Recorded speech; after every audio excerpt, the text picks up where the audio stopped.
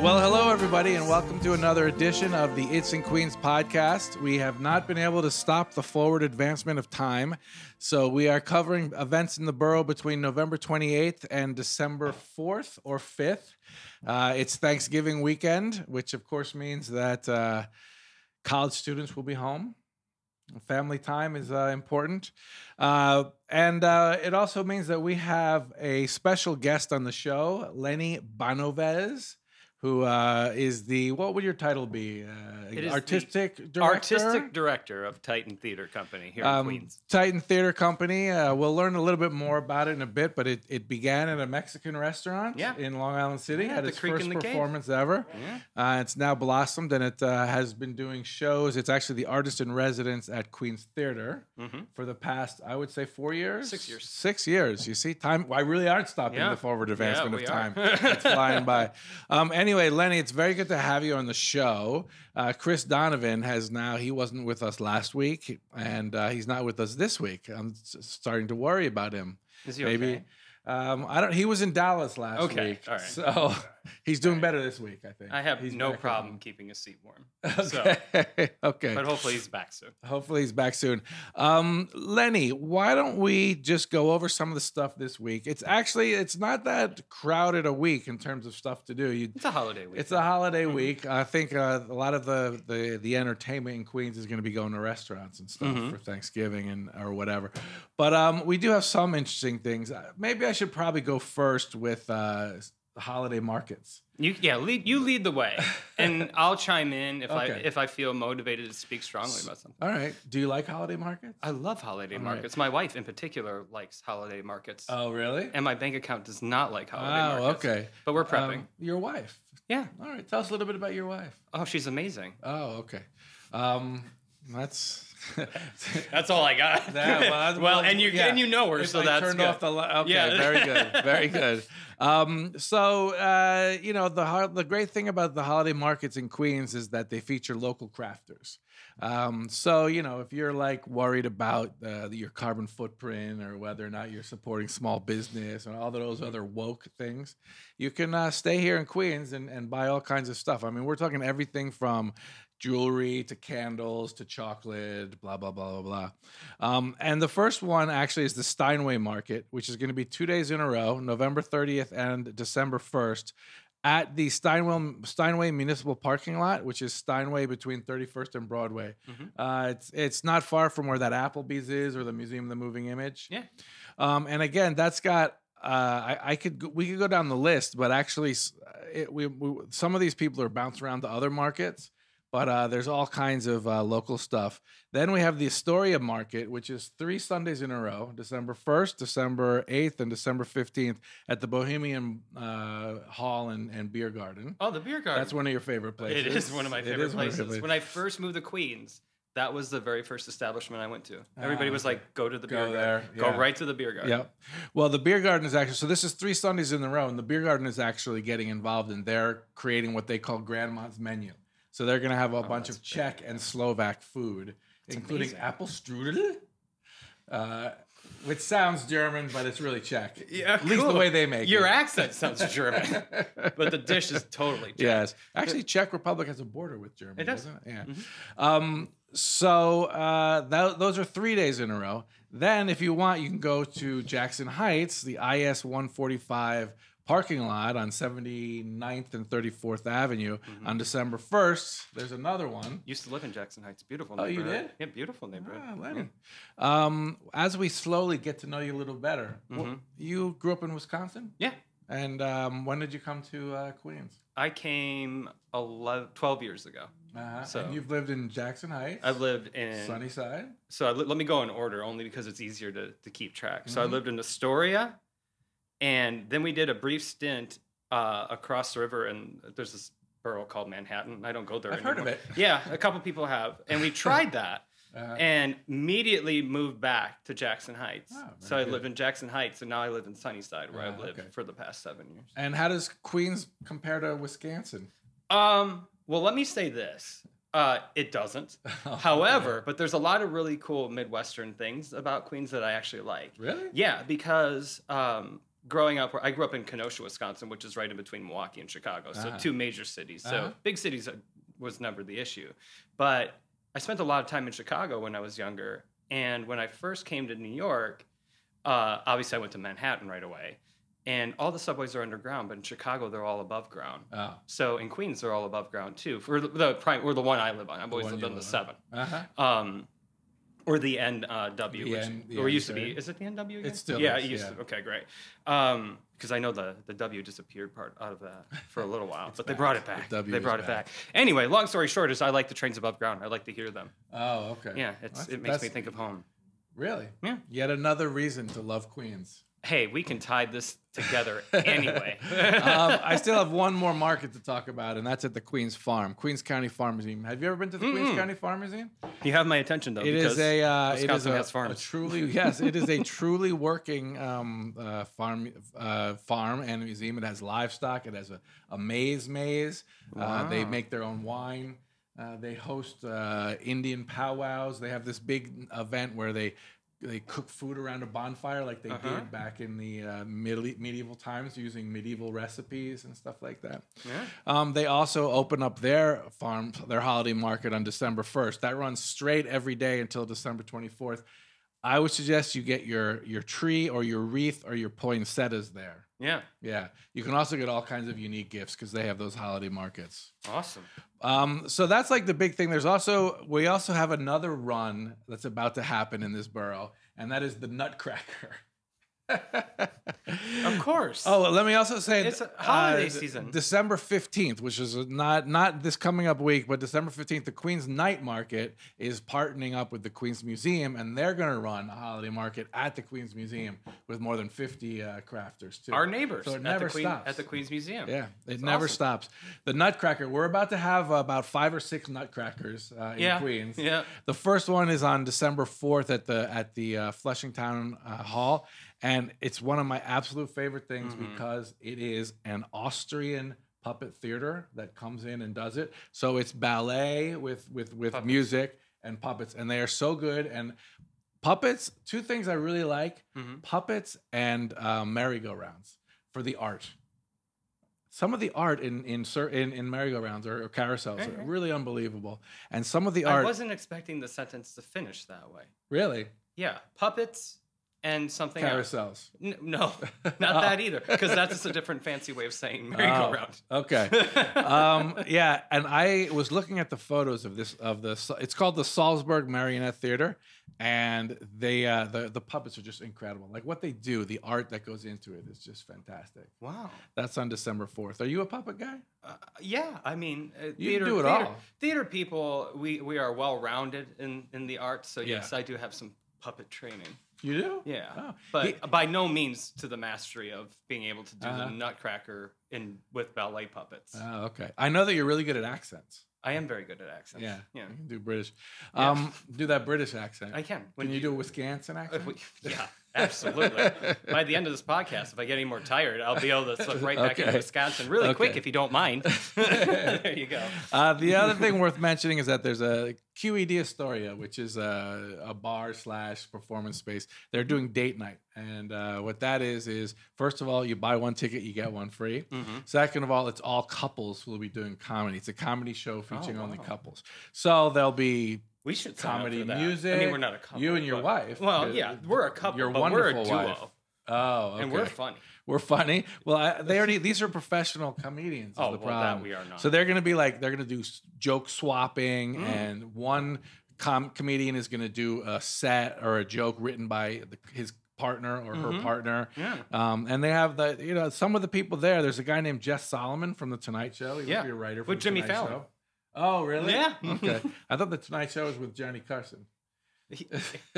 That was a while ago. Yeah, that was a while ago. Someone named Anan Al-Husseini, who's from Just for Laughs. Emily Winter from The Today Show. Cool. So she must be a writer for The Today Show. And Chris Calogari from Funny or Die. Funny or Die is the podcast. Yeah. That professionally. They do a lot of YouTube, really funny stuff. They're really great. So I thought that was kind of fun. But that's enough about that. Let's talk a little bit about you. Well, who are you and what are you doing here? Yeah, are you talking about in this building right now? The thing about Lenny is that every year Titan Theater does their version of A Christmas Carol. Mhm. I have been 2 years. I've been, I think I missed one, so 3 years ago and last year. And it's at Queen's Theater. Yeah.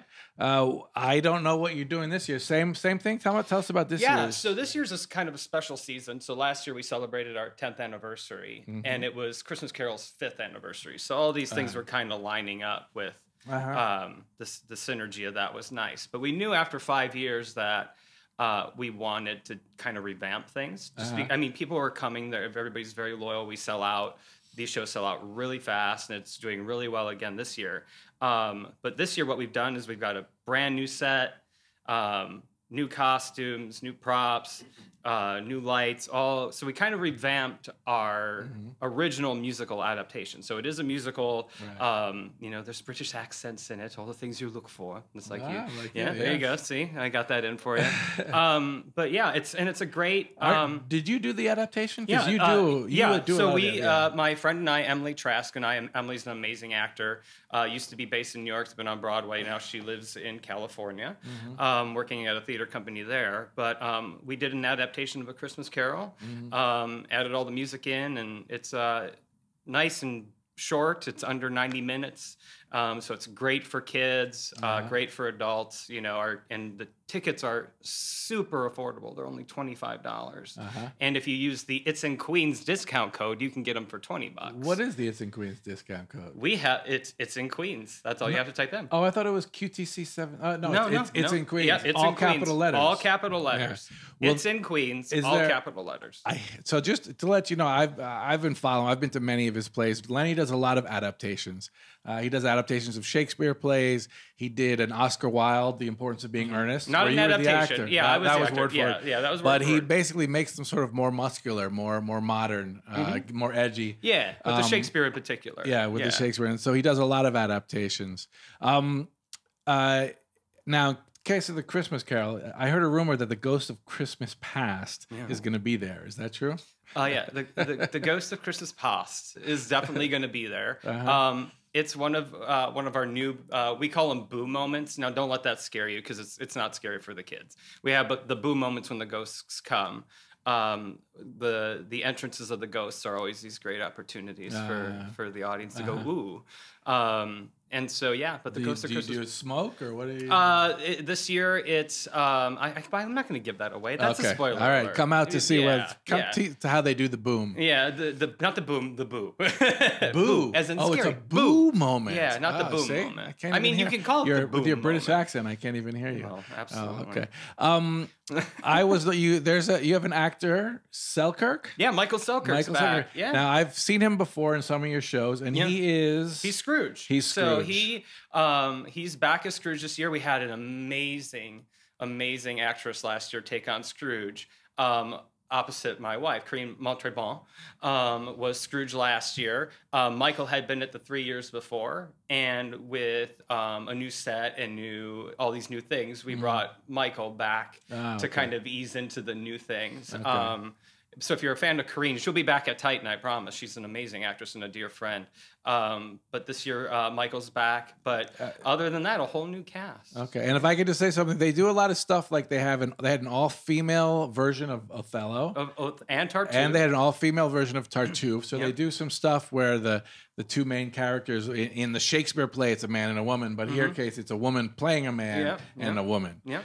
So they do a lot of that kind of stuff. They forge their own way. Yeah, well, and that's how we've been able to kind of carve out our niche in the world's most competitive theatrical market. You know, within 5 miles of where we're sitting here in Queens is the major leagues of theater. Yeah. And so how do you for a company to survive? We're in our 11th season is unheard of.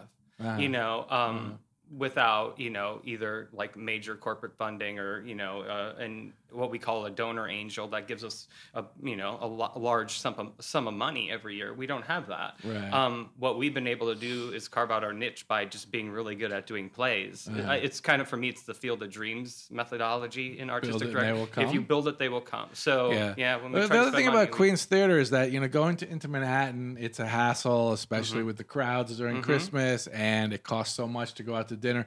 Queens Theater, it's just, for me, it's an easy drive. Parking's right there. You get free home. Parking. You're home within 15 minutes. And if you take the train, the 7 drops you off, and the shuttle picks you up. Yeah, the Queens Theater hires a shuttle bus that takes you back and forth to the Willets Point, the Mets Stadium. Yeah. So you said tickets are $25 each.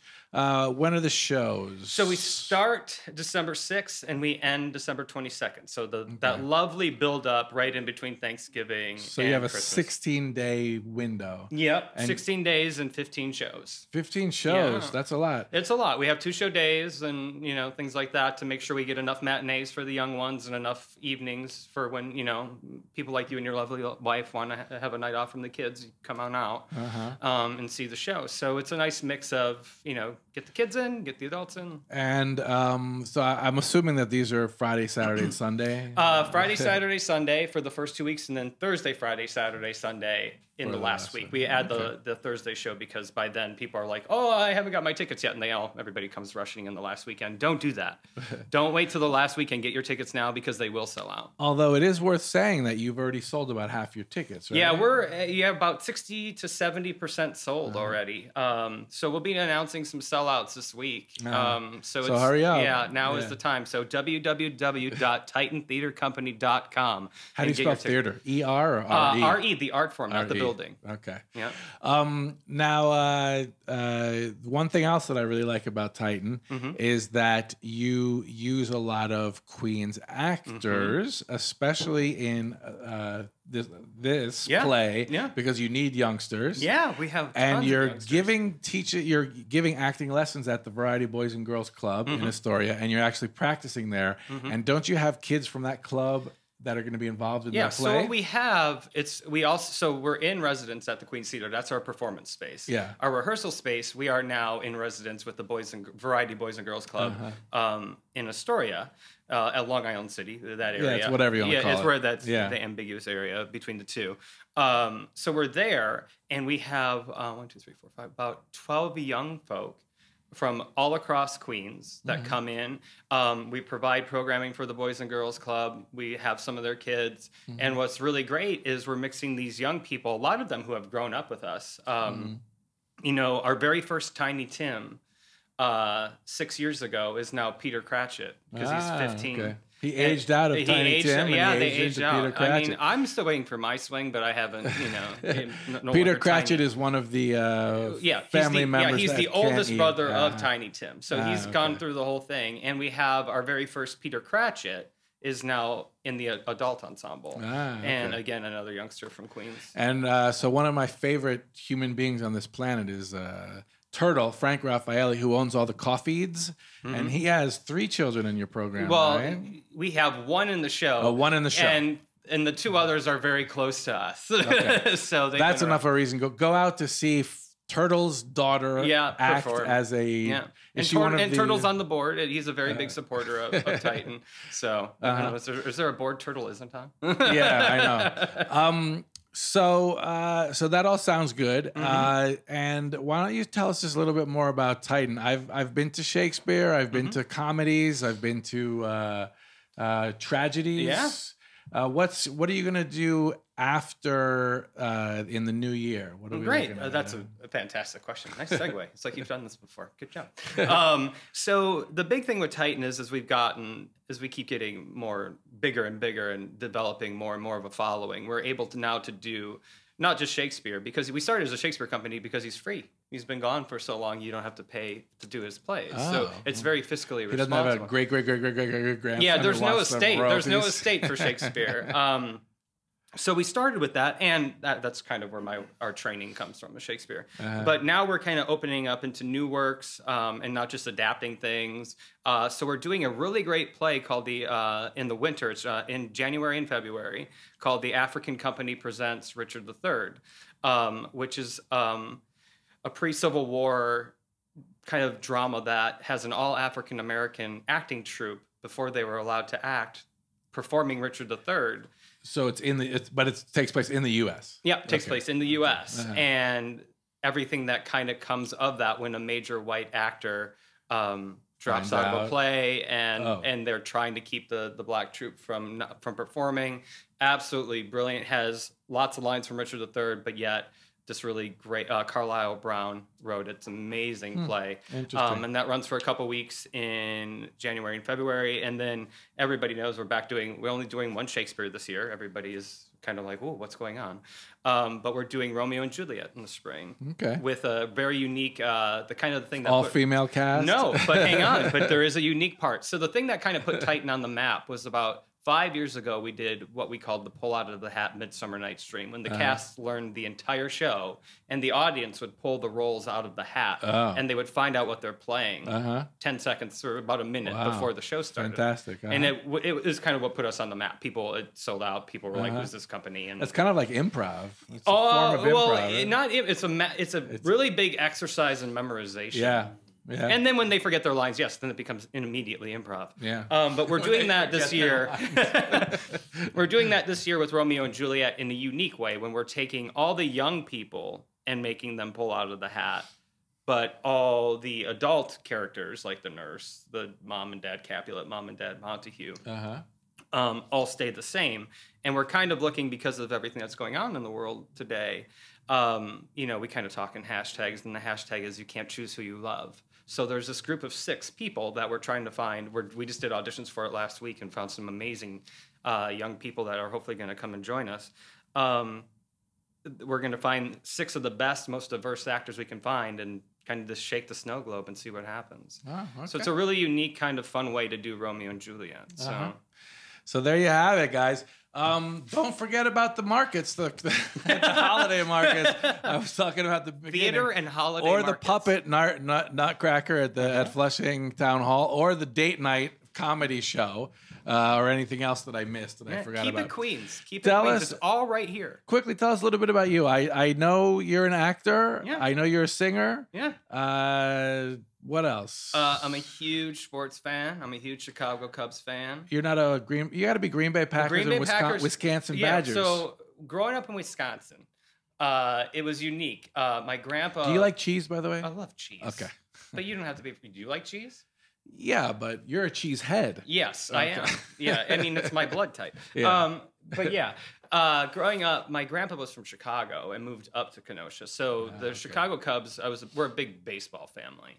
So the Cubs I always had. The Packers, oddly enough, football came into my life, I can't remember, in the early 90s when Don Majkowski was the quarterback. I don't know nothing about it. But those that do, and I'll tell you why, because that's the funny part is why, is underneath this little hat I'm wearing, I have blonde hair. And when I was young, I had a blonde mullet, and so did Don Majkowski. And I thought I could be quarterback for the Green Bay Packers. So then I started following football. But I'm a big baseball guy. I'm a big sports guy. I was into sports way before I was into theater. Okay. Yeah. And why did you form Titan? So when we graduated, my wife and I graduated from grad school, we knew we wanted to move to New York. And so when we first... Wife is from West Virginia. Yeah, West Virginia. Very good. Gosh, you know everything about me. Baby girl. Yeah, that's your nickname for her. That's what her mother calls her. It is what her mother calls her, which then justifies your nickname for my wife being baby girl. But so we came here, and when you come as a young actor to New York, there's 2 ways you come. You come without any job, or you come here waiting for another acting job to start. We both had acting jobs in other cities, but they were like 5 months away, and we didn't have anything to do. So let's start off. And so we met Rebecca Trent, who owns the Creek in the Cave, still over in Long Island City, the comedy club. It's an amazing comedy club. Yeah, amazing. Jerry Seinfeld shows up there every now and then to try his stuff. Yes, he does. He does. And so when we met her, it was still a theater. I was going to say country club, comedy club. And we started doing shows there, and people were coming in droves. We took a year off after we got married, and we were like, well, do you want to try this for real? And there you are. We started in this tiny Tex-Mex Restaurant. Comedy Club, and now we're in residence at the Queens Theater. Well, there you have it. So I'm going to give you two things. First, it'sinqueens.com and hashtag it'sinqueens. That's where we'll be promoting all of the stuff that is going on this week. And then TitanTheaterCompany.com. Mm-hmm. What do you use for social media? We use hashtag Titans of Queens. Titans of Queens. Yeah. Okay. Yeah, that's our big hashtag. And then Instagram and Twitter and Facebook. If you type in Titan Theater Company, it'll pop up. Okay. Yeah. All right. Well, thank you very much for coming on this show. Of course. Putting up with me. I thank you guys for putting up with me too. Thank you. But I love hanging out with you. And please remember to get your tickets for this show before they're all sold out. It's a great show for everyone. So. And I hope to see you in the Borough this weekend and from December 6th to 22nd at Queens Theater. Thank you all, and have a very happy Thanksgiving.